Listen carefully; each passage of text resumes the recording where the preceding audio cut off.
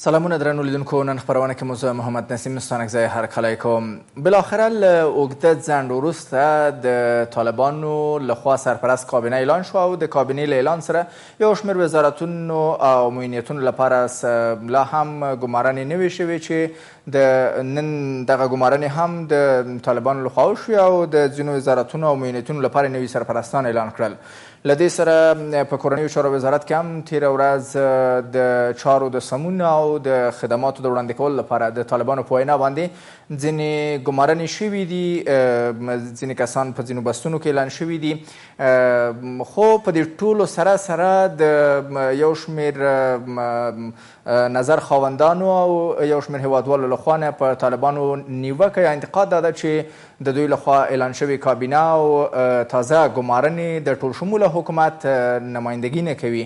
هغه څه چې طالبانو هم یادونه کړې چې دوی د ټول شموله حکومت د جوړولو هڅه کې دي، اوس وروستیو څرګندونو ته یا وروستیو ګمارنو ته په کتو باندې داسې ویل کېږي چې د طالبانو هغه د ټول شمولیت تعریف ورو ورو خپله بڼه غوره کوي، خو له دې سره هم یو شمېر انتقادونه شته او ورسره د پاکستان د پوځ ویاند اعلان کړی دی چې اسلام آباد د خپلو امنیتي ګټو د خوندیتوب او ژغورنې لپاره په منظم ډول په افغانستان کې له طالبانو سره همکاري کوي. دې سره د پاکستان د جمعیت علماء اسلام مشر مولانا فضل الرحمن هم د پاکستان له حکومته غوښتي چې په افغانستان کې د طالبانو سرپرست حکومت په رسمیت سره وپیژني او د طالبانو د حکومت په رسمیت پیژندل هغه موضوع ده چې طالبان هم تر ډېره دې ته لیواله دي او هڅه کوي له نړیوالو او د سیمې له هیوادونو سره خپلې اړیکې ورغوي څو د دوی حکومت د نړیوالې ټولنې لخوا په رسمیت وپیژندل شي. په همدې او اړوند نورو موضوعاتو د بحث لپاره مو بلنه ورکړې ده د سیاسي چارو شنونکي ښاغلي امان الله هوتکي او د سیاسي چارو شنونکي ښاغلي احمد خان اندړ صاحب ته. دواړو قدرمنو میلمنو ته ښه راغلاست وایم. کور رمضان چې بلنه مو منله او په خپرونه کې راسره یاستئ. ښاغلی هوتکي صاحب غواړم خپرونه له تاسو پیل کړم. وروستیو ګمارنو د طالبانو ته د ټول شموله حکومت تعریف ته په کتو باندې چې هغه څه چې مخکې په انتقاد و چې د طالبانو لخوا سرپرست کابینه چې اعلان شوې هغه ټول شموله نه ده، اوس د یو شمېر وزارتونو نوي وزیران یا سرپرست وزیران معرفي شول چې هغې کې د بېلابېلو قومونو استازي لیدل کېږي. ستاسو په نظر باندې وروستیو ګمارنو ته په کتو باندې د ټول شموله حکومت نمایندګي کولی شي؟ بسم الله الرحمن الرحیم. جناب سانوزي صاحب ته او جناب اندړ صاحب ته او ستاسو ټول کارمندان ته ټول لیدونکو اورېدونکو ته سلامونه او نیکهیلې وړاندې کوم. وعلیکم السلام. زه دوه اړخه په دوه نظر ورته ګورم، د دوه اړخه څخه دا موضوع څېړم. یو دا چې نړیوال نارې وایي چې مشموله و مشموله او لکه د چین حکومت له شهر هېواد غوښتل چې په شکل اشکال او خپل جاسوس ور داخل کړي حکومت ته، هغه سړي غوښتل چې خپل د ده منافعو دپاره یا د ده تابعیت چې د هغه هېواد تابعیت یې درلود هغه راولي په حکومت کې داخل کړي او زموږ حکومت یې هغه حالت ته بوتلی چې نه د خلکو ته اقتصاد سم کوي، نه د فساد مخه ونیوله او نه د طالبانو سره د سولې پروسه مخته یې وړله او نه د بهرنیو لاسونه قطع کړله، یعنې هېڅ شی یې کنټرول نه کوي، هر شی تر کنټرول ووتی. یو دا مشموله ده چې نړیوال غواړي په زور په فشار اقتصادي بندیزونه دي، دا زموږ حق دی، دا چې اوس یې ګرځولی دی، د افغانستان د خلکو حق دی چې دا یې بلاک کړي دي، پیسې یې ګرځولي دي، امریکا دی او د دوی متحدین دي او نړیوال دي، دا پیسې ګرځولي دي. یو دا لاره ده چې فشار وایي دوی هم مشموله بولي. یو دا ده چې په داخل کې ما او ته مشموله بولو. دا حکومت زموږ دپاره دی که د نړیوال دپاره؟ د نړیوال دپاره به وي په بعضې شیانو کې هغه په هغه وخت کې په هغه زمان کې چې هغه همکاري ده، هغه د سیمې هېوادونو سره په شکل د اشکالو تجارت دی، سیاسي برخورد دی، ناست و پاسته ده، د ګټو مطابق رفتارونه یې سره کوي، هغه یو شی دی. نور خو دلته په داخل کې حکومت افغانانو دپاره جوړېږي. نو چې د افغانانو دپاره جوړېږي عامه شموله حکومت، عامه شموله دغه اداره چې دا اوس یې جوړوي یا چې دا اوس بعضې خلک پکې راغلي دغه ابتدایي حالت دی. زه وایم یو لږ صبر موږ ته پکار دی، یو لږ حوصله موږ ته پکار دی، یو ټیم پکار دی چې طالبانو ته ورکوه شي او دا داسې عجله نه وکړو چې بس نو که زما نماینده پکښې کې وښه ترشه که نه و پکښې کې بس دا مشموله نه دی وروره داسې هم نه دی مشموله. مشموله کې اصل کې دا مشموله باید تعریف شي اپله چې مشموله کوم تعریف هر سړی خپل د فکر څخه خپل د دیدګاه څخه ورته ګوري. که مشموله دې ته ګوري چې وایي چې باید دا ونډه پر قومو وویشل شي او دا ونډه پر احمد و محمود باندې وویشل شي، دا یو تعریف دی. او که مشموله دې ته غواړي چې یو عادل پاک شفاف او د خدماتو ډک یو حکومت سره مابینځته شي دا یې بل تعریف دی. نو موږ نه پوهېږو چې اوس دلته په داخل کې زه وایم چې دا مشمول تعریف څه شي دی. ښه خلک په حقیقت کې په هرې قومۍ کې شته، په هر ولایت کې شته، په هرې ولسوالۍ کې شته، په هر ښار کې شته، په هره کرایه کې شته. خو هغه ناپکاره خلک چې دا 20 کاله په لوړو موقفو باندې وه، د وزیر په کچه وه او د مشاور په کچه باندې وه چې د شورای امنیت کې وه، هغو خو موږ ته نتیجه ورنه کړه. بیا هغه راولي، بیا هغه آش کاسه جوړوي، هغو خو تجربه شوله. نو دا خو داسې لکه چې امتحان واخلې، د 10م صنف دپاره امتحان ځینې واخلې، په امتحان کې ناکام راغی، بیا هم راولې په صنف کې کښېنئ. دا خو لازمه نه ده، دا خو جفا ده. که طالب کې هم جفا ده، که دا خلک نړیوال په مني هم جفا ده، کابل په مني هم که د دوی شناخته دي پر کور دي معاش ورته حواله کړي، که د نړیوالو شناخته دي. او بالاخره که داسې یو جوړښت ونه شي او طالبان هم تر ډېره پورې همدغه رسمیت پېژندلو د خپل حکومت ته اړتیا لري، لومړی د پاسپورټ او د تذکرې مسله ده چې اوس په ټپه ولاړه ده، ډېری خلک له ګڼو ستونزو سره مخ دي. څه کول پکار دي بالاخره؟ طالبان څنګه باید بالاخره د قناعت ورکړي نړیوالو ته؟ خدای دې خیر درکړي. ما درته وویله یو هغه د عامه شموله موضوع وه. عامه شموله موضوع تر اوسه پورې زه خو په ډېر تعریف یې نه پوهېږم چې عامه شموله څه ته وایي. یو ګونګ ادرس دی لکه هغه القاعده چې پسې راخیستې وه، ګونګ ادرس دی القاعده دی. هر یو چې د امریکا خوابه دی بوول د القاعده دی، هر یو چې به د برطانیې د انګریزانو خوابه دی وول د القاعده دی، سم دم سړی بوول د القاعده دی. اوس نو مجاهدین چې په دې څه وکړه، نو یو باني دي. یو دا خبره ده چې په حقیقت کې لکه د تاسو چې یادولې وکړله چې هغه خلک چې هغه دلته د خلکو استازیتوب کولی شي، د خلکو نمایندګي کولی شي او هغه راتلی شي، او بل طالبان مجبوریتونه لري چې د نړیوالو سره هغه خپل اصول مخته یوسي. زه وایم طالبان هغه څه چې نه اسلام ته تاوان رسوي نه افغانیت ته تاوان رسوي سره وجمنې د نړیوالو سره. یو خو دغه دعوه د ښځو دعوې موږ داسې کړلو تر پزې راورسولو. اوس ښځو دعوه ده چې زما حقوق نه دي رسېدلي، زما حق ده. وایم ته اوس حق غواړې که دعوه کوې؟ او بل طالبان تاسو ته وایم، تاسو وایئ چې موږ شرعي حقوق ورکوو.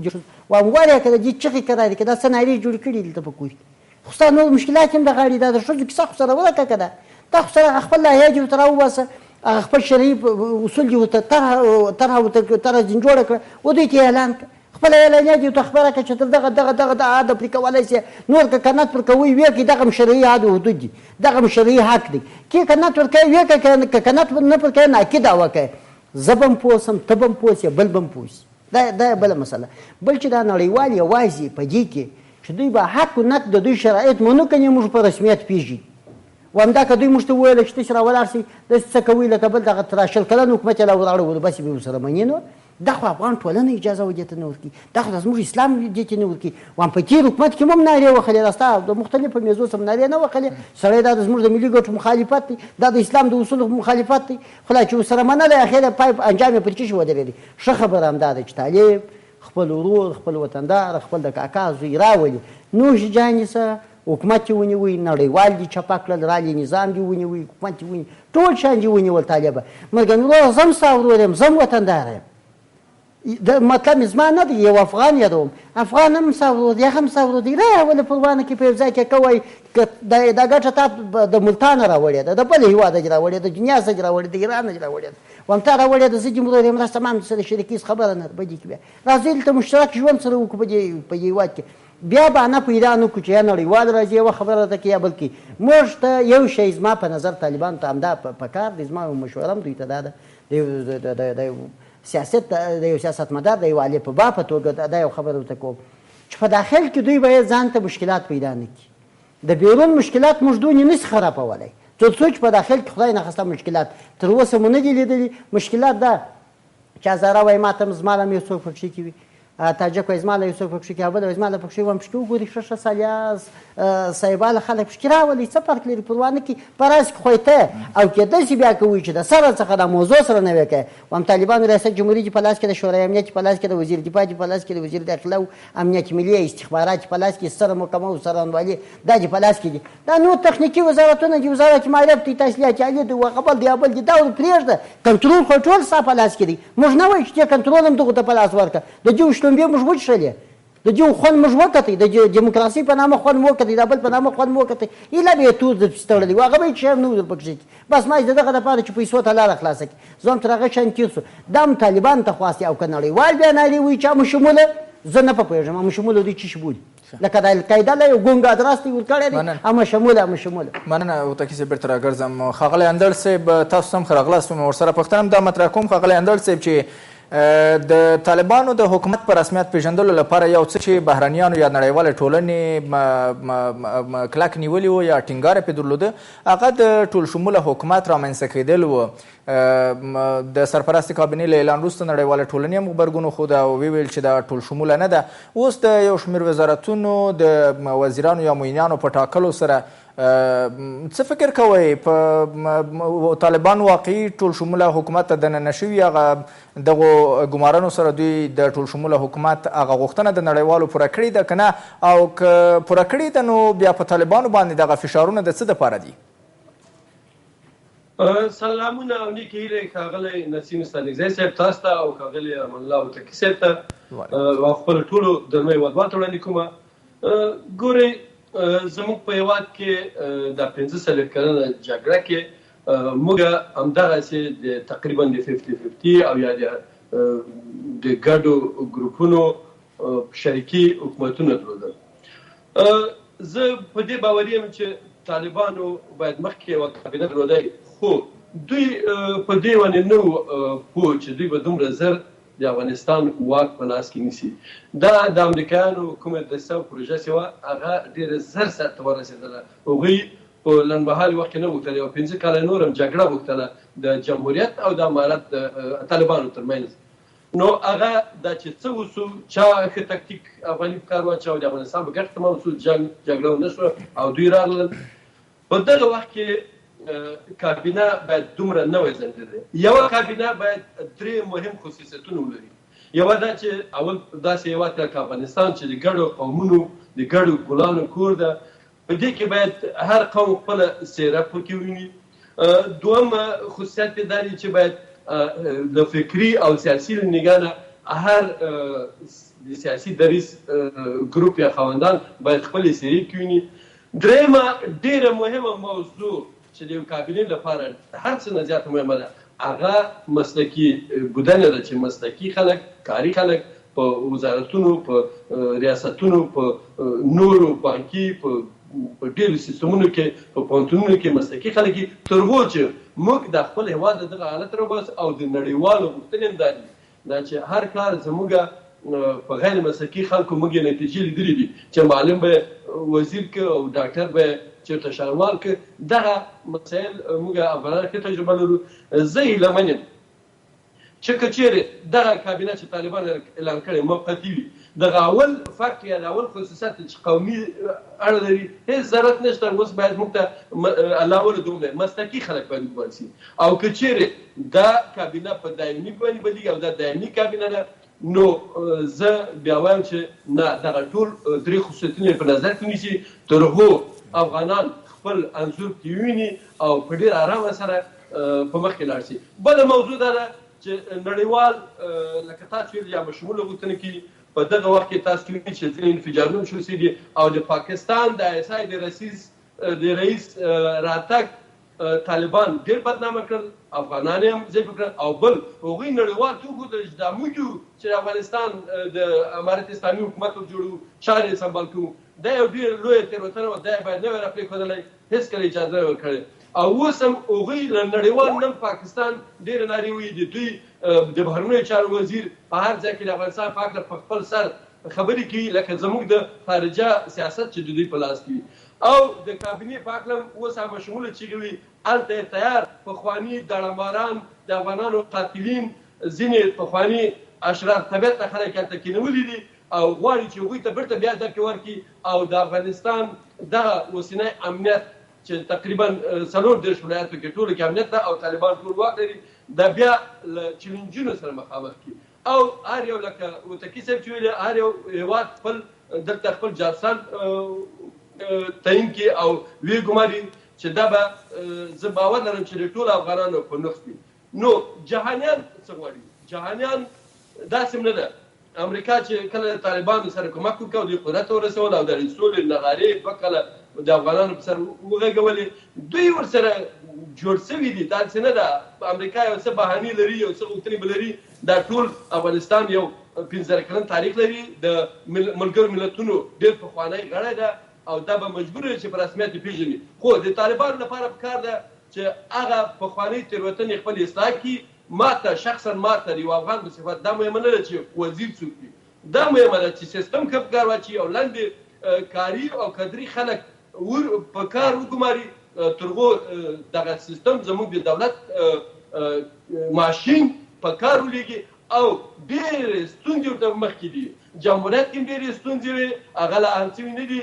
د خلکو د اداراتو د لارو د ترانسپورت د ښوونځیو د لیسو د پوهنتونو ګورئ زموږ اکثره وخت د دغه مجاهدینو او د طالبانو په دورو کې ټول د دوی فوکس او زور یې په ښځو رسېدلی ده او دا چې ښځې دې نه ځي ښځې دغسې کې ښځې وسوځوله په جمهوریت کې فرخنده په د شمشرف په مخ کې وسوځوله ظلم هر څه په ښځو کې یو څو نمایشي شوراګانې جوړ کړې ده. جمهوریت امریکا هم نمایشي کار نه کول. په حقیقت کې د ټولو نارینهو د ښځو لپاره یې کار نه ده کړی. خو په دې ښځو باندې دومره خبرې موږ افغانان نړۍ اوس ډېره مخکې تللې ده. اسلامي هېوادونه نور هم دي، همدا دوی چې په پاکستان کې موجود وو ورته ویني هلته ښځې څه رقم ژوند کوي، څه رقم تحصیل کوي، دلته دې هغه شی ته اماده کړي او مخ یې نسي نیولی. دا یو طوفان ده، نړۍ پر مخ روانه ده. د افغانستان د خلکو زور نړیوال هم لیدلی ده او دغسې احزاب هم لیدلی ده. ښاغلی اندر صاحب حاکمیت ورباندې بله ښاغلی اندر صاحب لکه څنګه بله ښاغلی اندر صاحب لکه څنګه چې تاسو ویل چې د پاکستان د بهرنیو چارو وزیر د افغانستان په تړاو باندې په خپل سر باندې وینا کوي پر نړیواله ناسته کې دغه راز د یاد هیواد د استخباراتو رئیس چې افغانستان ته راغی دا د طالبانو دپاره یو ننګ و. د پاکستان د پوځ ویان تازه ویلي دي چې دوی د پاکستان د امنیت د ژغورنې او خوندیتوب لپاره په افغانستان کې په منظم ډول له طالبانو سره همکاري کوي. دغه همکاري په څه معنا باندې دا نړیوالو ته کوم پیغام ورکوي او په خپل افغانانو ته کوم پیغام لري؟ دا دو پیغام لري. لومړی دا چې اول باید وایم چې زموږ یو آزاد هېواد ده. موږ له ټولو ګاونډیو سره د ګاونډیتوب په پوله کې د ګاونډیتوب په چارو کې موږ ګاونډیتوب غواړو. هېڅکله نه پرېږدو چې دوی زموږ په چارو کې لکه دا 15 کاله چې لاسونی کړي دي او لاسونی کړي د دوی دوه پیغام دي. یو دوی له نړیوالو ډېرې پیسې اخیستې دي د توریزم په ورکولو. تقریبا داسې کاري چې 50 میلیارده ډالره دوی په دې سیمه کې د توریزم د ورکولو پیسې اخیستې دي او هغه یې ټول پښتانه په وزیرستان کې وژلي او افغانستان یې له خاورو سره خبرې کړې. دوی کوشش کوي چې دوی ځان سوپر وکړي او د دغه افغانستان حالت نړیوال ته وکړي چې موږ یو دا سمبال کولی شو. په داسې حالت کې چې دوی دا کار کولی.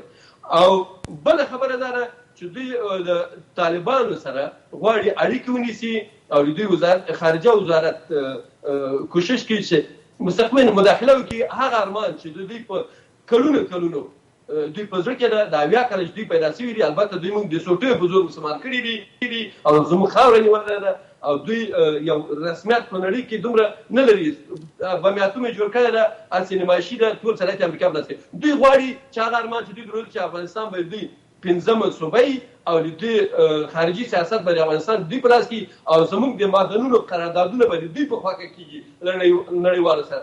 دوی دغه کوششونه کوي. په داسې حال کې زه باور لرم هیڅ افغان به دوی ته د اجازه ونه کړي. طالبانو کې به ولري یو دوه نفره به دوی خپل یا به نږدې یا به جاسوسان وي، مګر زه باوري یم چې طالبان لکه تل مې چې ویلي افغانان دي او دې خاورې ته به ژمني هېڅکله به د اجازه ونه کړي. دا دوی دا اوبه خړوي، پاکستان اوبه خړوي، مایان نیسي او نړیوال دې هم په دې پوه سي دوی چې زموږ پیسې کنګل کړي دي. دوی چې ډېرې نارې دي ښځو د چارو وي، د حقوقو وي، د میډیا د ازادي وي، همدا اوس هر څه په ځای دي. نړیوال هم بهانې لري، ډېر په خپل رنګ کې کوټ و غوټ، ډېر ارمانجن دي چې دا جګړه باید دوام پیدا کړی وای، دا جګړه باید چین ته رسېدلې وای، دا جګړه باید د روسیې پولې ته رسېدلې وای. هغسې نه شو. دوی ډېر ارمانجن دي او اوس بهانې کوي دا پیسې د ازادي کې زموږ دا د افغانانو پیسې دي، د افغانانو خواهش ده او پرېږدي دي چې اوس دا دولت چې امارت په لاس کې نیولی ده وخت دې ورکړي چې دوی سره په مغزي وروسته له هغې بیا د خپلې دعوې د اوس لپاره هر څه منظم روان دي او افغانان پخپله کولی شي د خپلې چارې سمبال کړي. خو ډیپلوماتیک اړیکې له ټولې نړۍ سره غواړو، بې له نړیوالو موږ نشو کولی چې موږ د دغه ملګرو ملتونو غړي یو، نشو کولی چې خپل د همسایګانو د سیمې هېوادو او د نړیوالو سره خپل تجارت راکړه ورکړه په مخ بوځو. په داسې حال کې چې نړۍ اوس د ګلوبلایزیشن په مخ روانه ده، ګلوبلایزیشن ده او ټوله نړۍ یو بل ته ضرورتونه لري. مننه ښاغلی اندړ صاحب. مننه ښاغلی اندړ صاحب. بیرته راګرځم تاسو ته. ښاغلی موتکي صاحب، د طالبانو خپل منځي مخالفتونه هغه څه چې د ملګرو ملتونو سازمان سرمنشي انتونیو ګوتریش په دې باندې اندېښنه ښودلې ده، ویلي دي چې د طالبانو د سرپرست کابینې نتیجه د دوی خپل منځي اختلافات دي. څه فکر کوئ د طالبانو ترمنځ څه اختلافات دي او په څه باندې نه جوړیږي چې بالاخره د دوی د کابینې د سرپرست پاتې کېدو لامل کیږي؟ زه یو شی وایم، دغه انتونیو دی که بیتونیو دی سرمنشي د ملل متحده هر څوک چې دی دی انګریز دغه برطانیه او د ناټو خپله استرالیا امریکا دا به سل رقمه خبرې واروي، سل رقمه خبرې به دوی راوباسي، سل رقمه موضوعګانې به راوباسي. یو په یا به وایي قومیت، بله ورځ به وایي اختلافات، بله په دې موږ تاسې پوهېږو د طالب تر مابین چې اختلافات موجود وای تر دغه ځای نه سو رسېدلی. امریکا ستا په څټې غوټه در وتړل تا چې رخصت درکړي، ناټو ستا په څټې غوټه در وتړل ته چې رخصت درکړي، 40 ملکه التماس کړل. که دلته اختلافات موجود وای نو بیا دونې دا 20 کاله تاسو هغه د خدای تبلیغات هم ورته وکړه، جاسوسان مو پکې وګمارل، هغه پیسې مو پکې مصرف کړې، نتیجې ته نه پکې ورسېږي. انتونیو اوس نه پکې رسېږي. دا چې ته وایې موږ دلته داخل خلک په افغانستان کې اوسېږو سړی موږ خبر دا شان دا نړیوال غواړي چې د خلکو اذهان سره یې سودوري کې یو ته وایي چې قومیت، بل ته وایي چې د طالبانو تر مابین نه سره جوړېږي، بل ته وایي چې همدا خبرې دا ګزو افواهات دي، دا ګزه له بیا ځایه خبرې، دا شی نشته.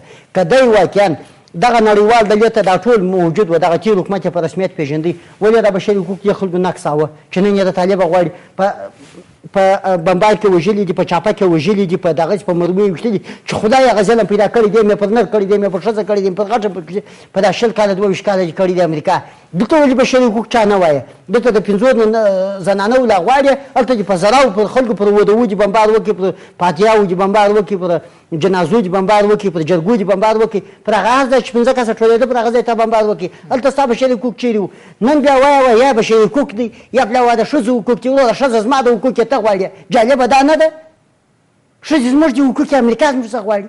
په خدای سړی وتاریانېږي و دې خبرو ته. بله خبره ده دا اوس امریکا څونه ظلم کوي، دغه پیسې چې ګرځولي دا د افغان ملت حق دی که نه دی؟ خلک د لوږې دلته ناست څاښ کښېني، دلته پیسې ټینګ نیولې دي، حق زموږ دی نیولی ده دی. وایم ته څنګه بشري حقوق زما څخه غواړې زه مړي زو چې زه طالب سم، ته څنګه بشري حقوق زما څخه غواړې؟ زه چې زما خلک د لوږې څخه ماشوم د لوږې مري، غټ سپېژلی د لوږې مري، بل سړی د دې څخه مري چې د دوا پیسې نه لري چې د ډاکټر ولاړ شي، بل سړی د دې پیسې نه لري چې خپله تر یو مطلب تر ځایه ځان ورسوي، بل سړی د ماښام ډوډۍ نه لري. تا پیسې ټینګې نیولې دي، زه غوښتنې راسره ومنه. بیا جاسوسان پکې ځای که امریکا وایي او د دوی متحدینو نړیوال وایي چې عامه شموله دا د دې څخه معنی دوی خپل جاسوسان پکې ځای وي. او که موږ افغانان یې غواړو، موږ په داخل کې موږ طالبان سره خبره کوو چې عامه شموله زموږ لا مقصد دا دی چې وروره موږ نه په پوهېږو. وټاکه یو هزاره پشکې وټاکه یو تاجک پشکې وټاکه. اوس هم تاجک ټاکلی دی. د صلاحالدین رباني د چا مشر کړی و ده؟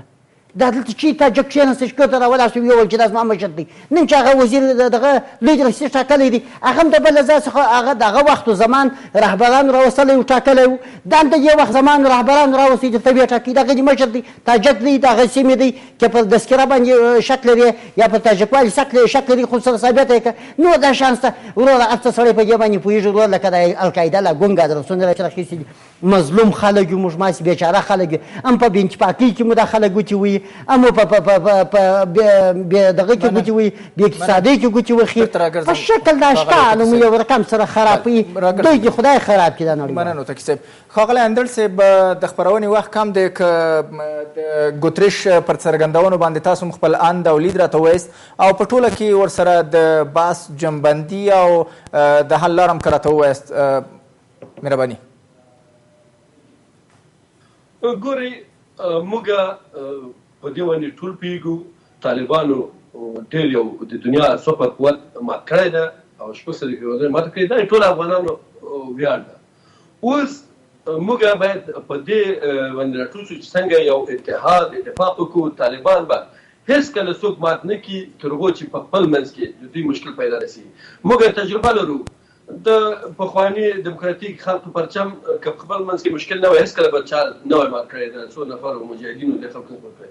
همداسې د مجاهدینو حکومت چې ټول کابل کې تاسو موږ شاهدان یو چې خپل منځ کې جګړې نه وای هغه به هیڅکله طالبان نه پرسي. د طالبانو د دغه جمهوریت چې په خپل منځ کې هغه ناندرۍ نه وای په یو وار کې دوه رئیس جمهوران نه وای او وزارتونو کې دوه وزیران نه وای هغه ناندرۍ د شان هیڅکله به جمهوریت نه وای لکه څنګه چې د امریکایانو وطني وای. اوس د طالبان لپاره دا وړاندیز لري چې خپل منځ کې اتفاق لري د افغانانو ټول قومونو ته احترام وکړي او حقوق د ښځو د نر دلته د نر حقوق هم پایمال وو تنها د ښځو نه وو د ټولو نارینه وو خپلې پیسې نه شي ګرځولی نارینه وو زمن ورکېدل د نارینه وو هر څه ورکېدل حقوق نو احترام یې ورته کړی.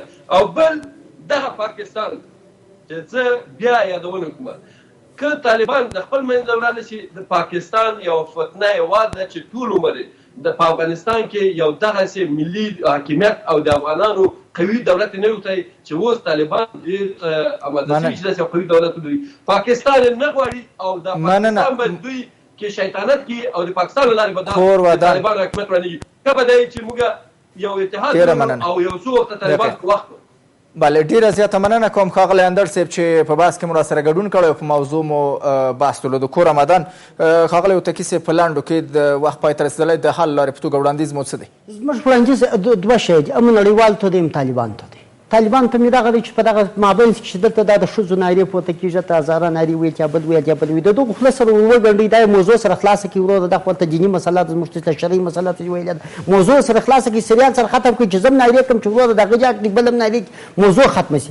دویمه خبره دا ده دا نړیوال چې پر موږ باندې فشار د اقتصاد خوا راوړي او دلته دا بشري حقوق د خلکو حقوق تر پښو لاندې کوي نو ښه خبره دا ده چې نړیوال دې راشي او د طالب سره دې کښېني یا دې طالب د تور لیسه وباسي هلته دې وغواړي خو دوی دې داسې نیوکې ده نړیوال. اوس نو د سعودي عربستان راغلی په هندوستان کې ناست دی دلته په طیاره کې هوایي چیرېږي ته ولاړ شي وایي طالبان یې ټول شموله جوړ کړي.